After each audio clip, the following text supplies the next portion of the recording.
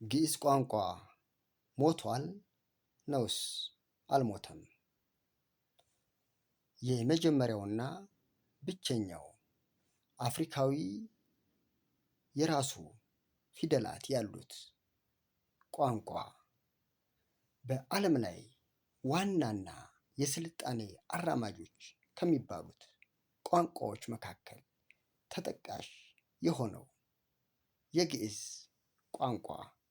ሰላም ጤና ይስጥልኝ የቲክቶክ ቤተሰቦቼ ብሎም የሰርዶ ቲቶሪያል ቲዩብ ተከታታዮች ሁሉ መልካም ነው? ጥሩ።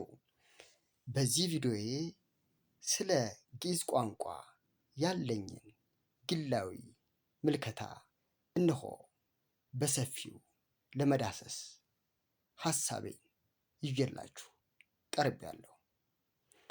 መልካም፣ እንግዲህ ስለ ግዕዝ ቋንቋ ምንነት ስንመለከት ግዕዝ ቋንቋ በአፍሪካ ቀንድ በኢትዮጵያና በኤርትራ በጥንት የተመሰረተና ሲያገለግል የቆየ ቋንቋ እንደሆነ ጥናቶች ያመላክታሉ።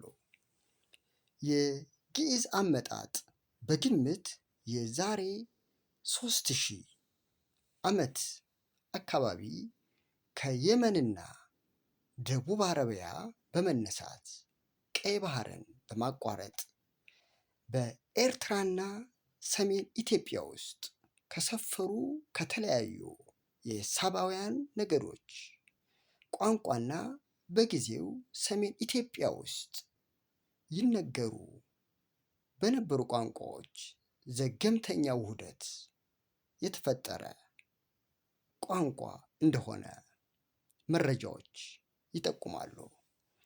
እንግዲህ ግዕዝ እስከ 3ኛው ክፍለ ዘመን መጀመሪያ ድረስ ዋነኛ የመግባቢያ ቋንቋና ልሳነ ንጉስ ነበረ።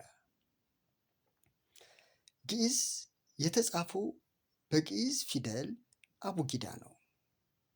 ይህም ፊደል ዛሬ ለአማርኛ፣ ለትግረኛና ለሌሎችም ቋንቋዎች ጥቅም ላይ እየዋለ ይገኛል። እንግዲህ በመላው የአፍሪካ አህጉራት ውስጥ የመጀመሪያው ብቸኛ አፍሪካዊ የራሱ ፊደላት የያዘ ቋንቋ እንደሆነ መረጃዎች በተጨባጭ ያመለክታሉ። በዓለም ላይ ዋናና የስልጣኔ አራማጆች ከሚባሉት ቋንቋዎች መካከል ግዕዝ ቋንቋ ተጠቃሽ ነው። ይህ እንግዲህ ግዕዝ ቋንቋ 26 ፊደላትን ይጠቀማል። በብሪቲሽ ቤተ መጻሕፍት ማለትም የእንግሊዝ ሀገር ብሔራዊ ቤተ መጻሕፍት ውስጥ ከ180 የሚያህሉ የድሮ ግዕዝ ብራናዎች እንዳሉ እንዲሁ መረጃዎች ያመላክታሉ። ይህንና መሰል መረጃዎችን ዊኪፒዲያ ላይ ማግኘት ትችላላችሁ።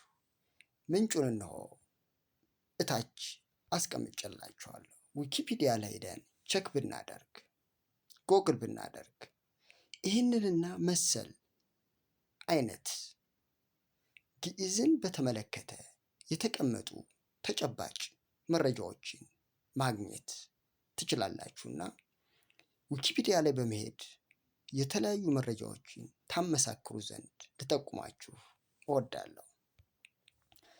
መልካም፣ እንግዲህ አንድ ቋንቋ ጠፍቷል ወይንም ኤክስቲንክት የምንለው በእንግሊዝኛ እንዲሁም ሞቷል ወይንም ዴድ የምንላቸው ሁለት ኮንሴፕቶች አሉ።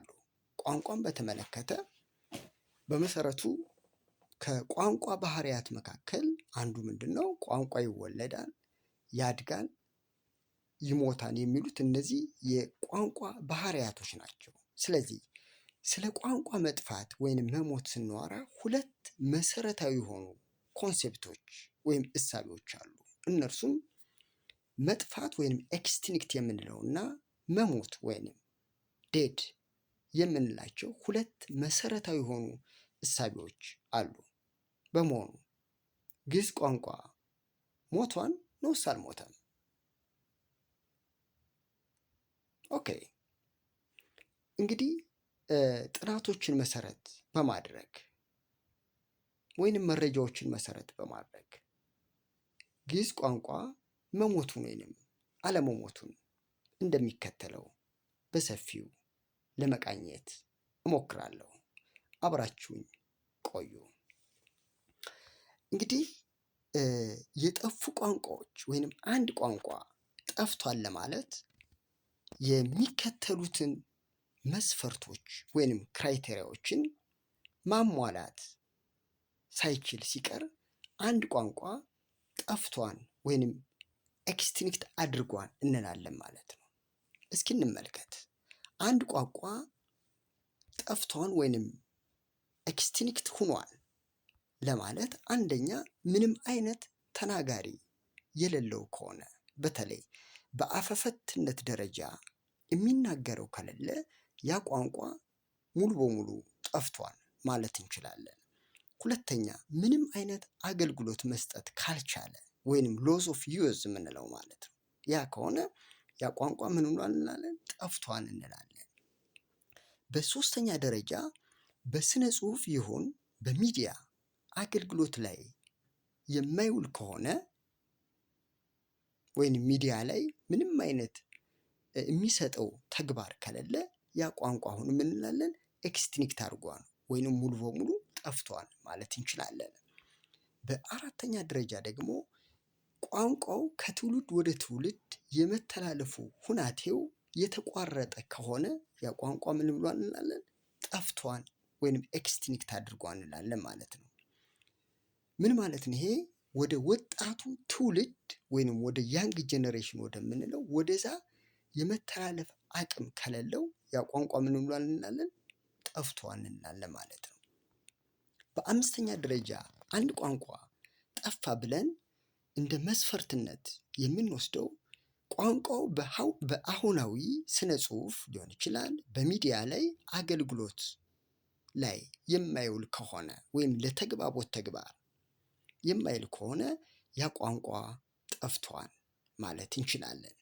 በስድስተኛ ደረጃ አንድ ቋንቋ ጠፋ ለማለት እንደ ክራይቴሪያ ወይም መስፈርት የሚወሰደው ታሪካዊ ሰነድ ወይም ሂስቶሪካል ዶክመንቴሽንን በተመለከተ ነው። ይህ ማለት ነው ሙሉ በሙሉ የጠፋ ቋንቋ በጽሁፍ መልክ የተሰነደ መረጃ ሊኖረው ይችላል።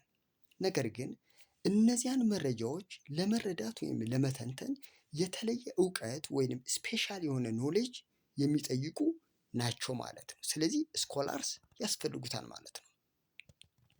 እንግዲህ በንግግር አገልግሎት ላይ የሚውል አይደለም ማለት ነው። ምንድን ነው? በአሁናዊ ሁኔታ ያንን ቋንቋ አክቲቭሊ የሚናገረው ሰው ከሌለ ያ ቋንቋ ምን ሆኗል እንላለን? ኤክስቲንክት አድርጓል ወይም ጠፍቷል እንላለን ማለት ነው። ለምሳሌ ከጠፉ ቋንቋዎችም ውስጥ ላቲንን መውሰድ እንችላለን።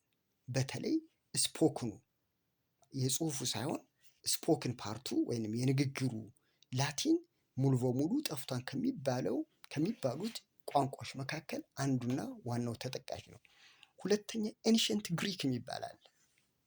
ይህም ጥንታዊ ግሪክ የምንለው እንዲሁ ምን ያደረገ ነው? ኤክስቲንክት ያደረገ ነው ወይንም የጠፋ ነው። አክሱማይት የሚባል ቋንቋ ነበረ። ይህ ቋንቋ እንግዲህ ከአንደኛው እስከ 7ኛው ክፍለ ዘመን በጥንታዊ አክሱም ስርወ መንግስት የነበረ ቋንቋ ነው ማለት ነው። ከዛ ባለፈ ኢትዮጵያ ውስጥ ለምሳሌ ኦልድ ሀረሪ የምንለው አለ። ይህ ቋንቋ ጥንታዊ ሀረሪ ማለት ነው። ያ ሀረር አካባቢ ይነገር የነበረ ቋንቋ ሲሆን አሁን ላይ ግን ምንድነው? ኤክስቲንክት ያደረገ ወይንም የጠፋ ቋንቋ ነው ማለት ነው። ይህንን ኦልድ ሀረሪን ከአሁኑ የሀረሪ ቋንቋ ለይተን ማወቅ ወይንም ለይተን መውሰድ መቻል አለብን። ስለዚህ እንደነ ላቲን፣ ኤንሽንት ግሪክ፣ አክሱማይትና ኦልድ ሀረሪ የምንላቸው እነዚህ ቋንቋዎች ምንድን ናቸው? ኤክስቲንክት ያደረጉት ናቸው ወይንም ሙሉ በሙሉ ምን ያደረጉ ናቸው? የጠፉ ቋንቋዎች ውስጥ የሚመደቡ ናቸው ማለት ነው። መልካም እሺ፣ እስካሁን ባየናቸው መሰረት አንድን ቋንቋ የጠፋ ነው ለማለት እንደ መስፈርትነት የሚወሰዱትን አይተናል። እሺ፣ አንድ ቋንቋ ደግሞ ሞተ ለማለት መስፈርቱ ምንድን ነው?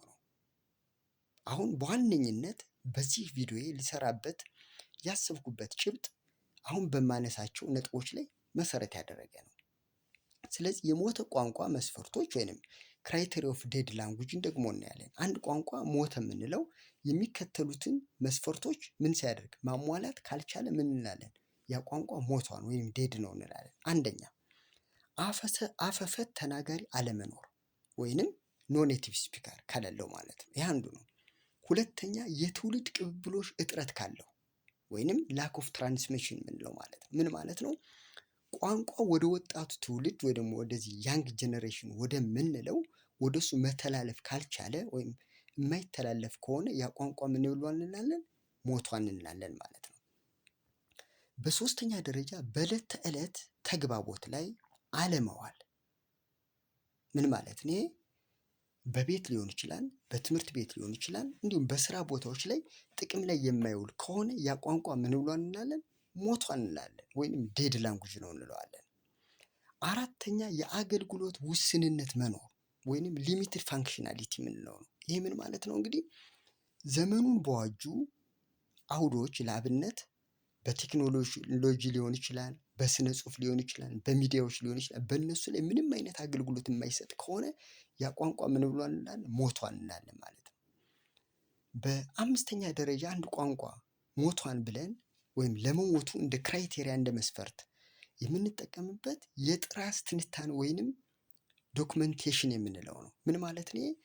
በሞተ ቋንቋ በተጻፉ ጥራዞች ውስጥ ያሉ መልእክቶችን ለመረዳት ከፍተኛ ጠበብቶች ወይንም ስኮላርስ ይጠይቃል ማለት ነው። በአንድ ቋንቋ ማለትም በአንድ በሞተ ቋንቋ ወይንም ዴድ ላንጉጅ የተጻፉ ሊትሬቸሮችን ወይንም ጽሁፎችን ለመረዳት የግድ ምን ይጠይቃል ያልኳችሁ? ስኮላርስ ያስፈልጋሉ ማለት ነው።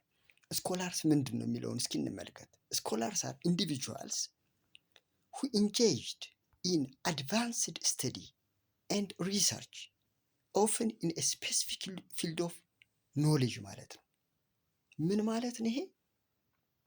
በጣም አድቫንስድ የሆነ ወይንም በጣም ከፍ ያለ ጥልቅ የሆነ ጥናት የሚያካሂዱ ሪሰርቾችን ምርምሮችን የሚያካሂዱ ያ ሰው ምን ይባላል? ስኮላርስ ይባላል። የተለያዩ ስኮላሮች አሉ። ፊሎዞፈርሶች ለምሳሌ ስኮላርስ ናቸው። ሊንጉስቶች ምንድን ናቸው? ወይንም የስነ ልሳን ባለሙያ የምንላቸው እነሱ ምንድን ናቸው? ዴያር ስኮላርስ ናቸው ማለት ነው። ስለዚህ እነዚህ ለምሳሌ ሊንጉስትን ብንወስዳቸው ወይንም የስነ ልሳን ባለሙያ የምንላቸው ምንድን ነው? ዴያር ስኮላርስ ሁ ፎከስድ ኦን ዘ ስቴዲ ኦፍ ዘ ላንጉጅ የአንድን ቋንቋ መዋቅሩን ሊሆን ይችላል፣ ስትራክቸሩን፣ ዲቨሎፕመንቱን፣ እድገቱን ሊሆን ይችላል፣ ወይም ኢቮሉሽን ኦፍ ላንጉጅ ከየት ነው ያ ቋንቋ የመጣ የሚለው ነገር ላይ የሚመራመሩ እነሱ ምን ይባላሉ? ሊንጉስት ይባላሉ ማለት ነው። ስለዚህ አንድ ቋንቋ ሞቷን የምንለው በዛ ቋንቋ ውስጥ የተጻፉ ጥንታዊ መጽሐፍትን ወይንም እነዛን ዶክመንቶች ለመረዳት የግድ ምን ይጠይቃል? ስኮላርስ ይጠይቃል ማለት ነው። ያ ከሆነ በስኮላር አማካኝነት ፍቻቸው፣ ምንነታቸው፣ ሊንጉስቲክስ ፓተርናቸው፣ ዲቨሎፕመንት ኦፍ የዛ ቋንቋ እድገቱ በስኮላርስ ብቻ ጥናት የሚደረግ ከሆነ ያ ቋንቋ ምን እንላለን? ሞቷን እንላለን ማለት ነው። መልካም፣ እስኪ እነዚህን ከላይ ከ1 እስከ 5 የገለጽኩላችሁ ክራይቴሪያዎች ወይንም መስፈርቶች መሰረት በማድረግ እነዚህን ክራይቴሪያዎች መሰረት በማድረግ የግዕዝ ቋንቋ ሞቷል ነውስ አልሞተም? ምላሹን እንደሚከተለው እንመለከታለን። ስለዚህ የግዕዝ ቋንቋ አልሞተም። ምክንያቱም የሚከተሉትን ሎጂካል ማሳያዎችን ይዤ ቀርቤያለሁ። አንደኛ የትውልድ ቅብብሎሽ አለ። ከላይ እንደገለጽኩላችሁ አንድ ቋንቋ ሞቷን የምንለው ምንድነው ብለናል? ሁለተኛው ላይ የትውልድ ቅብብሎሽ እጥረት ካለ አንድ ቋንቋ ሞቷል ማለት ነው። ነገር ግን ወደ ግዕዝ ቋንቋ ስንመጣ ምን አለ? የትውልድ ቅብብሎሽ አለ። ማለትም ግዕዝን የሚናገሩ ወጣቶች አሉ፣ በዩኒቨርሲቲዎች አሉ፣ በሃይማኖት ተቋማት ውስጥ አሉ። ምኖች ወጣቶች ያንግ ጀነሬሽኖች አሉ። ስለዚህ የግዕዝ ቋንቋ ምን አላደረገም? አልሞተም። ሌላው በአንዳንድ የግል ትምህርት ቤቶች፣ በዩኒቨርሲቲዎች፣ በአብነት ትምህርት ቤቶች ጥቅም ላይ እየዋለ ይገኛል። ምን ብለናል ላይ እዚህ ጋር አንድን ቋንቋ ሞቷን የምንለው ምን ሲሆን ነው ብለናል። እዚህ ጋር ያስቀምጬላችኋለሁ። በቤት በትምህርት ቤቶች እና በስራ ቦታ ጥቅም ላይ የማይውል ከሆነ ሞቷን እንላለን ብለናል። ይሄ አንድ ቋንቋ ለመሞቱ ማስረጃዎች ብለን ካስቀመጥናቸው ምኖች ውስጥ ናቸው፣ ክራይቴሪያዎች ውስጥ ነው። ነገር ግን ወደ ግዕዝ ቋንቋ ስንመጣ ግዕዝ ቋንቋ በግል ትምህርት ቤቶች፣ በትላልቅ ከተሞች ውስጥ ያሉ አንዳንድ የግል ትምህርት ቤቶች ግዕዝ ቋንቋን ምን ያደርጋሉ? ይሰጣሉ፣ እንደ አንድ ኮርስ ይሰጣሉ። ስለዚህ በትምህርት ቤቶች ውስጥ አገልግሎት እየሰጠ ነው። በዩኒቨርሲቲዎች ለአብነት ያለን ውሰድ፣ አዲስ አበባ ዩኒቨርሲቲ፣ ጅማ ዩኒቨርሲቲ፣ ሀረማያ ዩኒቨርሲቲ ወዘተ። በእነዚህ ዩኒቨርሲቲዎች ውስጥም የግዕዝ ቋንቋ በትምህርትነት እየተሰጠ ነው። ቋንቋውን የሚናገሩ ተማሪዎች፣ መምህራን በዩኒቨርሲቲዎች ውስጥ አሉ። ስለዚህ ግዕዝ ቋንቋ ምን አደረገም? ምን አላደረገም? አልሞተም። ይህ አንዱ ማሳያ ነው። ሌላው እንመልከት። ከላይ እንደገለጽኩላችሁ አንድ ቋንቋ ሞተ የምንለው ምን ብለናል? በአራተኛ መስፈርት ውስጥ የተቀመጠው አለ። እዚህ ጋር አራተኛው ላይ አንድ ቋንቋ በሚዲያ በቴክኖሎጂ በስነ ጽሁፍ ውስጥ አገልግሎት የማይሰጥ ከሆነ ያ ቋንቋ ምን ብሏል እንላለን? ምን ይሆናል ብለናል? የሞተ ነው እንላለን። ወደ ግዕዝ ቋንቋ እስኪ እንምጣ። ያ በቴክኖሎጂ አገልግሎት ላይ እየሰጠ ያለ ቋንቋ ነው። ለአብነት ያህል በጉግል ፕሌይ ስቶር ላይ ተመልከቱ። እዚህ ጋር ጉግል ፕሌይ ላይ ትምህርቶቹን እየተሰጡ እናገኛለን። ከቴክኖሎጂው ጋር የተገናኘ ቋንቋ ነው። ግዕዝ ኪቦርድ አለ። ፋይን ግዕዝ አፕስ መተግበሪያዎች አሉ። ፓወር ግዕዝ አለ። ከስነ ጽሁፍ አንጻር ደግሞ ስንመለከተው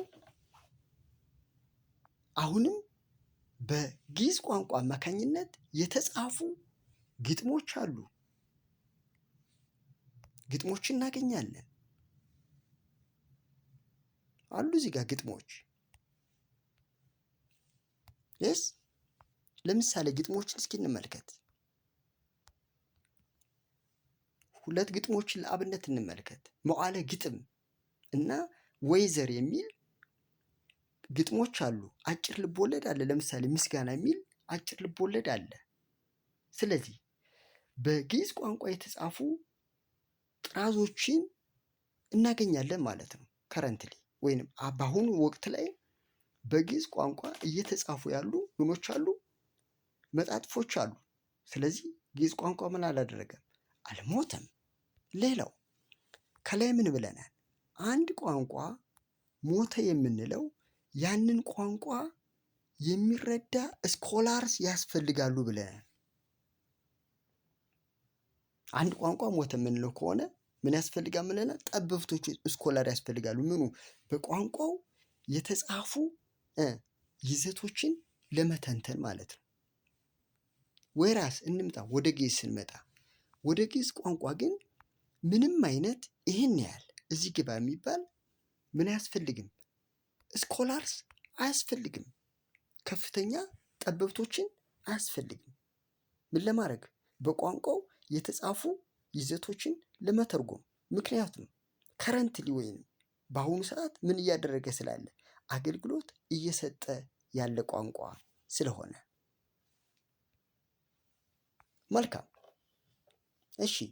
ስለዚህ ግዕዝ ቋንቋ የሞተ ቋንቋ አይደለም ብለናል። በመሆኑ ግዕዝ ቋንቋን መማራችን ፋይዳው ወይንም ጥቅሙ ምንድን ነው? እስኪ ጥቅሞችን አንድ በአንድ እንመልከት። አንደኛ፣ ጥልቅ የሆነ የኢትዮጵያን ታሪክ ግዕዝ ቋንቋን በምንማርበት ጊዜ ጥልቅ የሆነው የኢትዮጵያን ታሪክ ልማድ የትራዲሽንስ የምንለው ባህላዊ ልምምዶችን ወይንም ካልቸራል ፕራክቲስ የምንላቸው እነሱን እንድንረዳ ያስችለናል። ባጭሩ ግዕዝ ቋንቋን መማር ምን ጠቀሜታ አለው?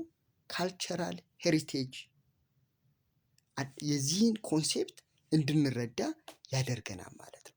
ሁለተኛ፣ ግዕዝ ቋንቋን መማራችን ፋይዳው ስለ ኢትዮጵያ ያለፉ ታሪኮችን የሚያጠኑ ጥንታዊ ጽሑፎችን እንድንረዳ ብሎም ስለ ኢትዮጵያ ጥንታዊ ታሪክ እንድናውቅ ያግዘናል ማለት ነው። ሂስቶሪካል ኮንቴክስትም አለው ማለት ነው። በሌላ መልኩ ግዕዝ ቋንቋን መማራችን ፋይዳው ወይንም ጠቀሜታው ሃይማኖታዊ ርዕሰ ጉዳዮች ላይ መሰረት ያደረጉ ጽሑፎች ላይ ጥናት ለማካሄድ ምንድነው የጎላ ነው። ሪሊጂየስ ሲግኒፊካንሱን በዛው ልክ ከፍ ያለ ነው ማለት ነው። በሌላ መልኩ በስነ ልሳን ታሪክና ሃይማኖታዊ ጥናቶች ላይ ትምህርታዊ ምርምሮችንም ለማድረግ እጅግ ይጠቅማል ማለት ነው። ፕላስ ቱ ዛት የእውቀት ችሎታን ለማጎልበት ኮግኒቲቭ ኤቢሊቲ የምንለው ማለት ነው። ችግር የመፍታት አቅማችን ከፍ እንዲል ለማድረግ ፕሮብለም ሶልቪንግ የምንለው ብሎም የማስታወስ ችሎታችን እንዲጎለብት ለማድረግ እንዲሁም ምክንያታዊ አስተሳሰባችን የላቀ እንዲሆን ክሪቲካል ቲንኪንግ ስኪላችን ከፍ እንዲል በማድረግ ረገድ ግዕዝ ቋንቋ ትልቅ ፋይዳ ወይንም ጠቀሜታ አለው። ከዚህ በተጨማሪ ግዕዝ ቋንቋን መማራችን ሌላው ፋይዳ ምንድን ነው? በማህበረሰቦች መካከል ያለው ማህበራዊና ባህላዊ ትስስሮቹ ከፍ ያለ የጠነከረ እንዲሆን ያደርጋል። ይሄ ኮሚኒቲ ኮኔክሽን የምንለው ማለት ነው። በማህበረሰቦች በተለያዩ ማህበረሰቦች መካከል ያለው ማህበረሰባዊ ጥምርታ ወይንም ግንኙነት ከፍ ያለ የጠነከረ እንዲሆን ያስችላል። በተጨማሪም ግዕዝ ቋንቋ መማራችን በግዕዝ ቋንቋ የተጻፉ ጽሑፎችን፣ ግጥሞችን ለማድነቅ ይረዳን ማለት ነው። ኤስቴቲክ አፕሪሺዬሽን ሌላው ተጠቃሹ የግዕዝ ቋንቋ መማር ፋይዳ ነው። መልካም። ስለዚህ ግዕዝ ቋንቋ አልሞተም፣ አለ። መልካም። የቲክቶክ ቤተሰቦቼ ይህንንና መሰል ይዘቶችን ዩቲዩብ ላይ ሰርዶ ቲቶሪያል ቲዩብ በሚባለው ወይንም በሚለው አካውንቴ ላይ ስለማስቀምጥ ዩቲዩብ ላይ ሰርዶ ቲቶሪያል ቲዩብን ሰብስክራይብ በማድረግ ብሎም የምለቃቸው ትምህርት አዘል ይዘቶች ለሌሎች ይደርስ ዘንድ ሸር ታደርጉ ዘንድ ላበረታታችሁ ወዳለሁ። ሀሳብ አስተያየት ካላችሁ በሀሳብ መስጫ ሳጥኑ ወይንም ኮመንት ሴክሽን ውስጥ አስቀምጡልኝ። እነሆ ያወቅኩትን ለማሳወቅ ሞክሬያለሁ። ጨምሩበት። መልካሙን ሁሉ ተመኘሁላችሁ። ወንድማችሁ ሰለሞን ነኝ። ባይ ባይ።